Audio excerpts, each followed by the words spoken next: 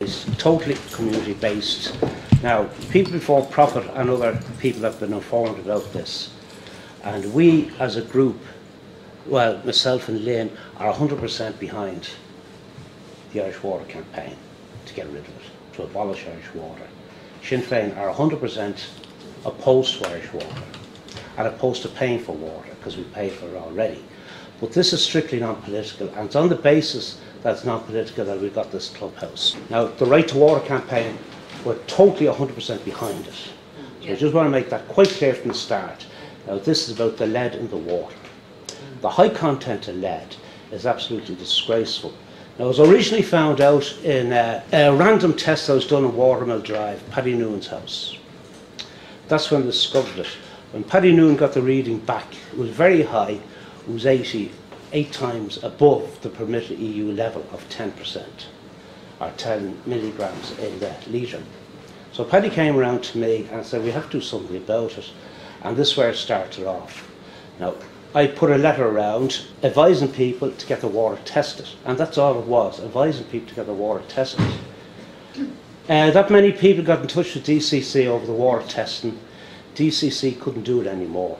They've only one chemist to do it in Dublin. The whole thing's passed back to Irish Water. Now, Irish Water, you ring Irish Water, you say to Irish Water, I want to get the lead tested, or the water tested in my house for lead levels. Irish Water get in touch with DCC, and DCC in turn send a chemist out. Now, they're obliged to come out and test your water, regardless of what they say or anything else. They are obliged to come out and do it. But they're totally inundated with requests for it. Now, there's one fella down at the start of All Saints Road, he 10 times his level. It's absolutely unacceptable. If you are over the EU permitted limit, you're advised by the HSE not to use for cooking or for drinking. Lead badly affects young children and affects the elderly, more so than anybody else. It's a very bad effect on young children and older people. Now, Dublin City Council have admitted they put the lead pipes in originally when the place was built, when lead has been accepted. It's not acceptable now. It was phased out in '62. So any houses that are built pre-52 have lead pipes going into them. Pre-52 or 62? Pre-52, they phased out in '62. Okay. So I would advise anybody whatsoever, and your neighbours, to go and get their water tested. Now, if you give me your names and your contact numbers and your addresses, we're supposed to have a fast path to Irish Water to get them out to test it.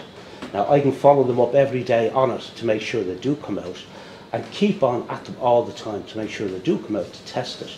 And then when it's tested, within a couple of weeks, I'll send you the results back. If the results are high, Dublin City Council come out.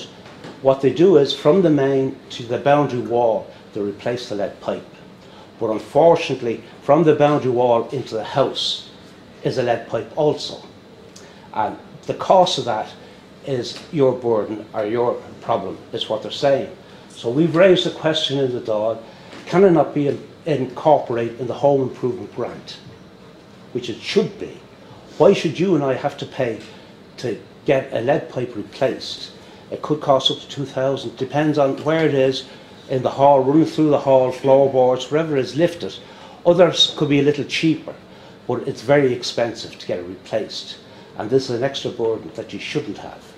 So we want a home improvement grant for replacing the lead pipes. Now, we're raising it in the Dáil, and a number of people have spoken on it already.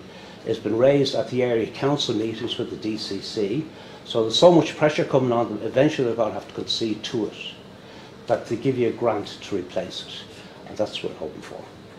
Can I just ask? Yeah, sure. Does every house have to be tested, or is it like blocks of, you know, the way some of those houses have to be tested individually. And I'll tell you, the reason why they have to be tested individually was, when the lead went in originally, you probably had lead levels, high lead levels, but a coating comes on the lead pipe. Okay, over the years, you get a coating on it, so it wouldn't make any difference with a coating. But when these guys came around last April and May and put the meters in, they got the lead pipes, they bent them up, twisted them down, turned them every direction to get the meters in and get their connections on. And that's why your levels are so high at the moment. And this is 6 months after the meters are installed. Your levels are very high. So it's more dangerous now than it was. It's more dangerous now. Years Pre ago. the installation of Yeah, meters, you probably wouldn't have had a lead reading in it. It's only post installation of the meters that you do have such high levels. Now DCC do random checks, and they've been doing them all along. And this is how it was discovered with Paddy Noondale Watermill Drive. So it's only since the meters put in that the levels have become so high.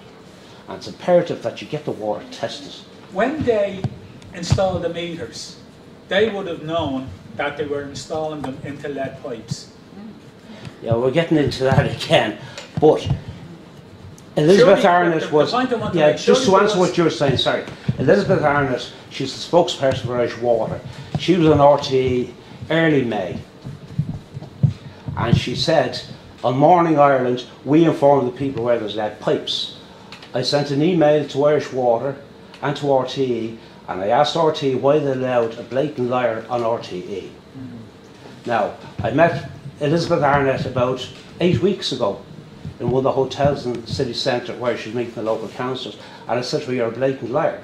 I said, oh no, I'm not. I said, you are. And she said, why do you say that? And I told her. So she shut up for the rest of the meeting and never opened her mouth again, because she realised she went on RTE and said they informed the people that there's lead pipes, and they don't, and they haven't. Well, my And point that's there was, surely there was a moral obligation on them when they saw what they were fitting the pipe to, that it was lead, to inform the people. There was a moral and legal obligation to inform the legal, people, yeah. which they didn't. They didn't That's do correct. it. Yeah. We can't use our water because it's contaminated. We got a reading of 63. We had a letter from the HSE telling Yeah. us. And obviously Boylan does not remove lead. It doesn't, So no, it no, can't no, be no. used for cooking. But surely to God, when they were connecting to the lead, and did it happen then? Did they knock our lead pipe? And they said no, absolutely not. It was nothing to do with them. And they said, you do realise that any expense that will incur now will be yours. And I said, well, obviously. I said, seeing it's inside the boundary wall. And I said, goes up underneath, probably through the stairs. Yeah. Hopefully it stops outside the house. Now, we're bad here, but the houses in Marino, pre-32, they were built around 32.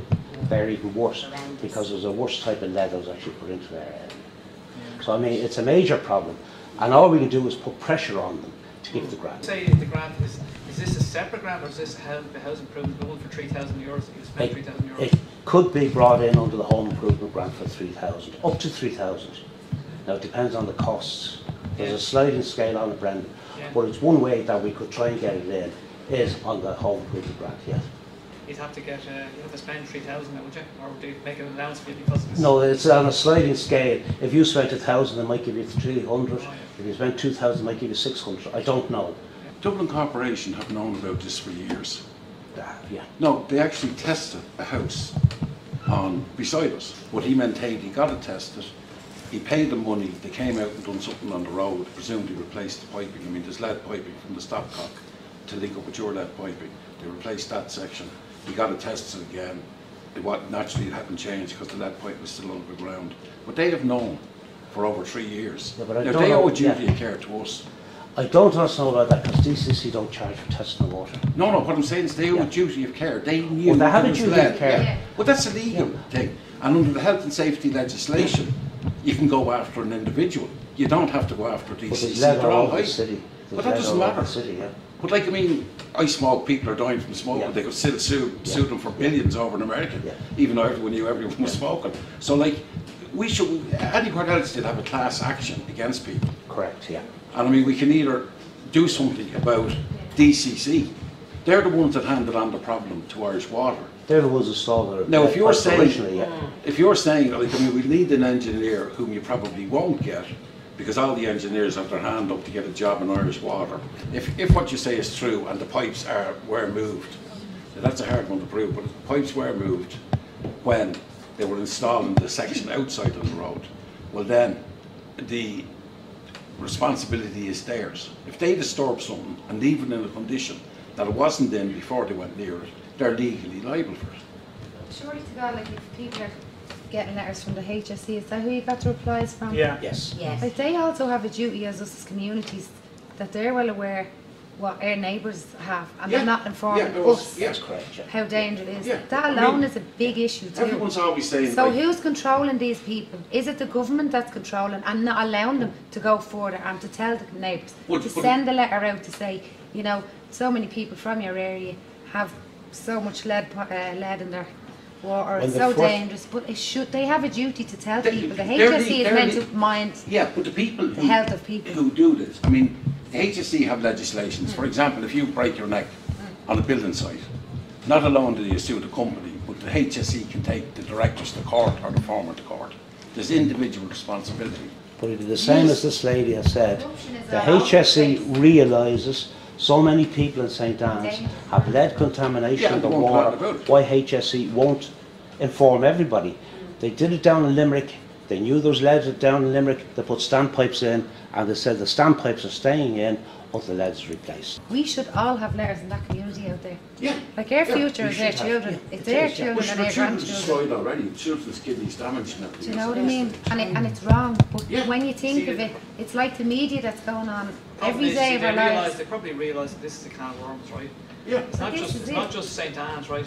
It's Crumlin. Yeah. It's Well, this all is the thing. all the other states. Yeah. Half of Dublin, this affects half of Dublin. The only So thing that they can may beat be- this is people power, and that's why we need these meetings, is for communities, because a lot of people don't be involved in parties and don't want to be, but it's very important to have communities come together and realise what's going on, and that's what this is all about. It's all about coming together and realising HSE won't tell us anything. Why is that?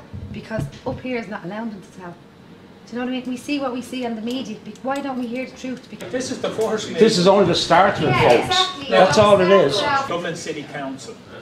They dug up outside my house, and they put in a plastic pipe from the cast iron mains into the meter, and they filled it over with tarmac. And they said to me, I said, well, I don't know when I'm going, when and how I'm going to get my end of it done. And they said, that's all right, we leave this here, and when you're getting your end done, we'll have to come out again to make sure that your connection from the house out to the meter is, they'll supervise it. So that was okay. They went away. And then last week, or earlier this week, another crowd came out and started digging up the tarmac. And I went out and I said, what are you going to do now? And they said, we're going to cement it. They said, we're not going to do it today, we'll be back tomorrow to do it. So what they done was they dug up all the tarmac and left the hole again with barriers around it. And they came back the next day. I said, how far are you going to cement that? He says, we're going to cement it right up to your wall. And I said, well, I haven't sorted out my end of it. But I said, that's going to have to be dug up again. And he says, yeah, I know. But I said, what you're doing now is a waste of time. Why couldn't you just leave it as it was? And he says, I'm just doing what I was told. First of all, you have the meter water, people come out, Irish Water, dig it up, put it in, and 6 months later, you've Dublin City Council coming out, digging it up and refilling it. Now, I mean, the whole thing is stupid. On top of which, I can't get, if I wanted to look down the hole where the meter is, I can't do it now because it's cemented around it. Yeah. But in answer to that lady's question about the HSE, I have a twin sister that lives a door away. She had her water tested. It's contaminated. But she hasn't been informed That's what I'm that saying. there's lead. Like, it's Yeah. a serious issue as well. Yeah, Do you know so what I like mean? there's two houses. Everyone in outside St Anne's should take it now that as the water gospel. and don't drink it or give it to your That you have children. contaminated water. And the It's best just- thing to do is certainly for your own health and for your children's health, is don't drink it. Just buy the big bottles. You know, it's that's it. I mean, it makes sense that everybody who has the same house should have been informed, you know, so I think that's a good angle to take with them. Just for myself, in terms of the water, I suppose the right to water, the history of it before the Irish right to water, it started in the EU, and it's because there is a trend in the European Union to try to privatise water. And I think a lot of people who are concerned with the Irish water and the model that's been set up it's perfectly designed to just be sold off in a package. By the fact that they've taken it away from the local authorities and put it into this big monster makes it very easy to sell in a future date. And I suppose when we hear the government say we've no intention of selling it, we don't need a referendum, there's no, like, the trend in Europe is very much pushing this model that water is privatised. So what's also going on, I suppose it's parallel to what you're seeing in Ireland with the water charges and that campaign. There's also a campaign across Europe which is not about water charges, but it's about the fact that water is a human right and that everybody should be entitled to having water as a human right. The UN resolution was passed in 2010 which declared that water was a human right. The Irish abstained on it. Now, the Right to Water campaign was then started on the back of that in Brussels, and it's, I suppose if you all remember going back to Lisbon, it gets quite technical. Well, if anybody remembers the Lisbon Treaty where we rejected it and we went back and we voted again because we obviously didn't understand it. One of the arguments that was made in favour of Lisbon was that you had this thing called a citizens' initiative. So that if you got 1 million signatures from people living across Europe, you could bring an idea for it to be laws to be passed in the European Union. I suppose we always argued against this because we said it didn't go far enough. All it meant was that the EU would note whatever it was you were suggesting. It didn't oblige them to act on it. And that's now come to pass because with this Right to Water campaign, they managed to get not 1 million signatures, but 2 million signatures of people across Europe with the same concern as ourselves that water should be a human right and that it should never be privatised. It shouldn't be part of the liberalisation of the EU, the internal market as they call it. And the Commission did exactly, I suppose, as what we had said they would do. They looked at it and went, that's great, thanks very much, we've noted it, and thought that was the end of it. So at the same time as what's happening here in Ireland, in Europe, people are not happy because they had this mobilisation of citizens and nothing has happened on the back of it. So it's kind of a campaign that's gathering strength across Europe as well. And I'm, I suppose, heading it up for the European Parliament because it's particularly relevant to Ireland right now. And in February, there's going to be a march across Europe, basically saying the same thing. As I said, the water should not be privatised. There's only really 2 countries where it is completely privatised, and that's France and England. France are in the process of trying to take it back because they've realised that once you privatise water, the price goes up. And what the government are telling us here about, oh, we need to have Irish water because we need to invest in the infrastructure. What you found is both in England and in France, where they have private water companies, they haven't invested in the infrastructure. They've put the price of water up. But in England, they're now looking to the government to fund a major pipe for sewage because they said they don't have the money themselves. Yet England pays one of the highest water charges. So there's a whole body of stuff going on in Europe around water that's bigger than even what's happening here. But I think it is important if everybody can get on board with the Right to Water campaign because it's an umbrella group of all interested bodies because they're also feeding into the European one and you're fighting it on every level. They're trying to privatise water. When Ireland signed up to the Water Framework Directive, which has their obligations to provide safe drinking water to all of their citizens and also for sanitation, so it includes what water is coming in and what water is leaving your house. The Irish government did negotiate what they call a derogation, which is like they have a special case that they didn't have to introduce water charges. The problem is, and what we're trying to get to the bottom of, because what Cathy Sinas was suggesting, she's right, we do at the moment have a derogation, but so long as once the first payment is made, the derogation's gone.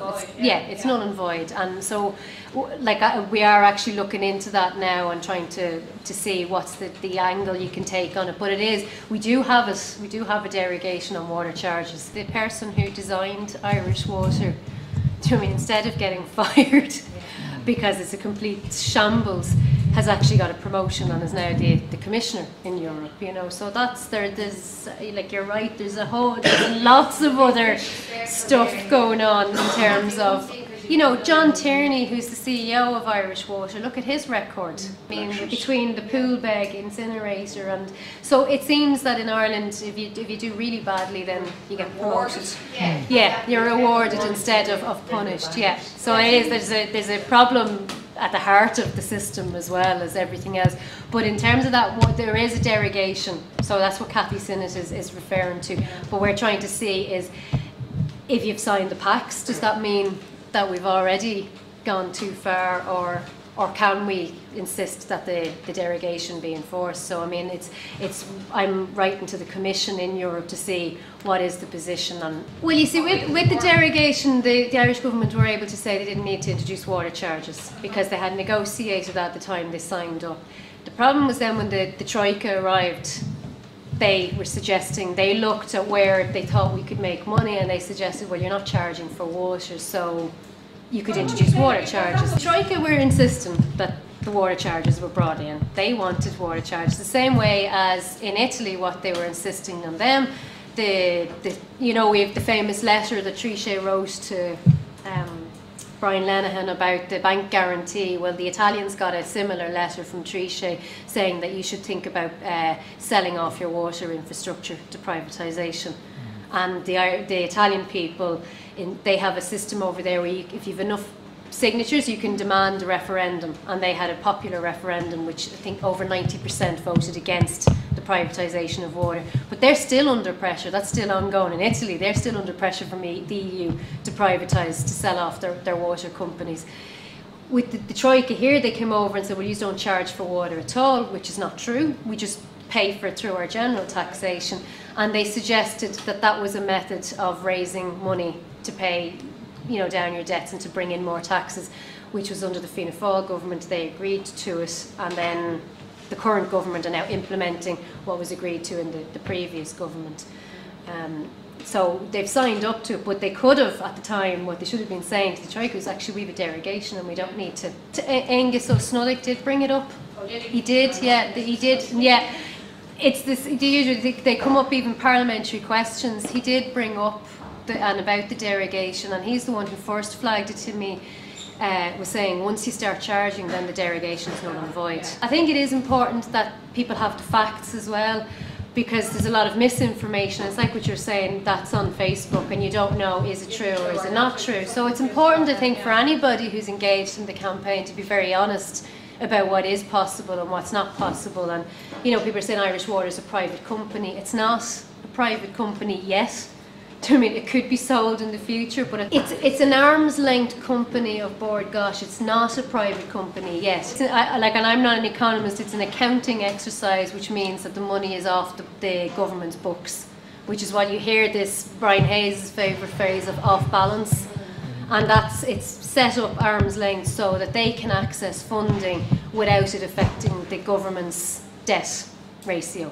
But the issue is if you sell off the shares, so the government hold the majority, you start selling off shares and it becomes a private company. I know Irish Water is not a private company, it's an arm's length company that was set up so that it can borrow money. But I mean, it is like, because I suppose there was the rumour as well with the people saying, you know, no contract or no consent, no contract, which has backfired because anybody who sent back even a blank pack have been signed up because they obviously have a system. Yeah, well they've signed, they've said the 17,000 packs that went back that were filled in, that were left blank, they've been put into the system. Yeah. The issue that's been brought up here is if you know, from like example, when people are on boil notices, so if they find something in particularly in rural areas, they would inform everybody and say it's a boil notice. Now boiling makes no difference to lead in the water, but surely if the HSE know that there's a house that has high lead, that they should be telling people to either get it tested or to not drink their water as a precaution. And that's the point that was being made up there. It's just why they're only dealing individually rather than informing everybody who might be affected. Like I applied for my water to be tested 4 months ago, it still hasn't been tested. You see there's a backlog. Yeah, there's a huge backlog on it because the original leaflets that went out. If you leave your name, address and telephone number with me, I'm supposed to have a hotline to Irish Water. And I'm playing them every day to get people's waters tested. So if you leave your name address with me, I'll do it through the hotline. I applied for to get my water tested, and it came out from tested it, and came back the next day. And I forgot to make the thing and tested it again. And then they came back. What is the highest level of lead you can have? There's something about 14 It's and 5, no, it's like it was, no, it's down to 10 now. It was 15, and they brought it down to 10 Christmas last year, a year ago. And anything above 10, you're not allowed to drink it under the EU regulations. I don't know, there's 14 and a 5, I can't remember actually, I should have got it. But when they were doing the outside, I says to him, is the lead like kind of, would you know if there was lead out? He said, yeah. He said, it's outside. It's not, I don't know what he said. It's probably in your garden. It runs in your garden into your house. If you've lead coming in and you've never had it replaced, it's a lead pipe. So if I have over 10, is that what you said? If you've over 10, yes, it's not drinkable. I know there's something I know, I should have brought it. My figures bandied around have heard as high as 100 parts per million lead, somewhere between 70 and 100. That's correct, yeah. So according to what we're hearing here, we're talking about levels of 5 to 10 parts per million, which are the limit of the safety cut-off. Well then surely levels of around 60 to 100 would be in the toxic range. It is, yeah. Yes, that's correct. This lady But here that's is why 63. when you get your results back, is 10 times, is 6 times over the recommended maximum level. Yeah. So you're actually in the toxic zone. yeah. So if your actual product coming into your house is not fit for human consumption. This is why your results are accompanied with a letter from the HSE advising you not to drink it or use it for washing vegetables or cooking purposes. So I think the key point is to understand the before and the after. So I had a reading done based on your letter that you sent around. It was 26. Dublin City Council have done remedial works, but I don't know now what the level is. So you're saying that we should be doing retesting, and should those results then be published so that people are aware if indeed Dublin City Council have addressed the problem? Because if that is the case, then it's the obligation isn't on the householder, it's on Dublin City Council. It's on Irish water, not Dublin City. So therefore, as the householder, I should be requesting that my water is retested following the remedial works. Exactly. Yes. See, the issue is you cannot identify where the problem is because you don't have a before and after reading. Well, I don't at this point. But if they do a testing and it's below the EU regulations, the problem is fixed. When we had we placed outside, you know, the boundaries, and he said, he told me, he brought us out, he dug down. Now it's quite, I don't know how deep, but for us to dig, we probably have to go down 8 feet. If it comes into the house, it comes right in under the stairs, okay? And that, I know somebody who did it, and it went right underneath their stairs. Now, fortunately for them, they had just bought the house and they were going to renovate it. Anybody I know that did it, the 2 people, it went right up underneath their stairs. So they had to come in through, you know. And the lead, the fact that the lead is now dissolving, that's seeping, that's getting worse. Now, we haven't bothered having ours tested since. We just know that we have a problem. We just use bio water and then sort our problem out. The lead I'll certainly take, as I said, take it back and see. I mean, if you're saying it's the figure is 10 is the EU regulation, well then we can check that and to make sure well, what obligations. All the figures there. Yeah, well, what obligations then that the Irish government has in terms of public safety, but just for your own sake, I think your argument is probably the strongest, that surely if they issue boil notices when there's problems with water, why are they not informing people? If it's not safe to drink, they should be informing everybody who could be affected. And that's the question, and why not? And I mean, possibly for Ciarán, you could even put in a parliamentary question. Yeah, it's gone in. Yeah, what I'm saying is when other incidences happen with water, they inform everybody. But the fact that they're doing it individually. There was a paragraph in the newspaper a few weeks ago. Well, it was just after we got the first leaflet saying that there was lead in the pipes in St. Anne's and it wouldn't be fixed until 2020. This is number 5 Old Saints Road, right? Now, he has 102 milligrams per litre. That's 10 times above the level that's permitted within the EU. That's the level in some houses. Some are 64, others are 80. So they're all high levels. Now we have to get together as a community to fight this and fight it the way we can. Now all I can suggest at the moment is, I have next door booth upstairs. It's a bigger venue, bigger area. that you get your neighbours down, you get your water tested, you look for all your water to be tested, and we try and push it from there. We push through the HSE. I have a letter with the HSE. It was raised at the North East Health Forum last week. I put a letter in, and the reply was it's sent up to the principal, the higher principal of the HSE. Now, I've had no reply yet, so we're going to push it and keep on pushing until we get satisfactory answers. And by us pushing and pushing and pushing, it's not going to happen overnight. It's not going to happen in a couple of weeks. It might not happen in a couple of months. So I know some people in here might think, are we talking about water, or are we talking about lead pipes? Lead pipes and the water that you're paying for. Why would you go pay for your water that's full of lead pipes for starters? And as the girls are saying, if the first ones that goes out and the first payment is taken, we're into more trouble. This is a bigger picture of the lead being in the water. It's also them knowing, them not informing, and them continuing to do this to other areas all over our country. Yeah. I said they should halt putting in meters even at the moment, because this seems to be... Yeah, they're in a lot of areas. We're trying to separate the two, Sylvia. Would they not supply us with water? You know, when there's no water down in Clontarf, they bring a big truck every day.